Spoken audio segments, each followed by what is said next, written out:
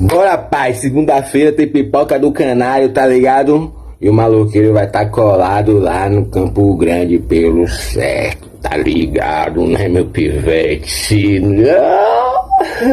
Eu vou passar a visão pra vocês aqui de umas paradas, porque pai tá trabalhando de cordeiro também, tá ligado? Então eu vou ensinar vocês como se comportar no bagulho.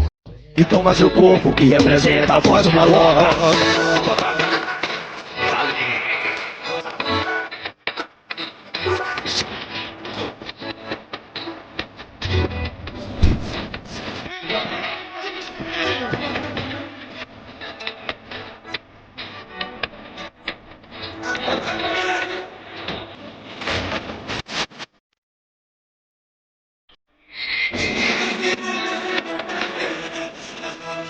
Bota pra virar, bota pra virar.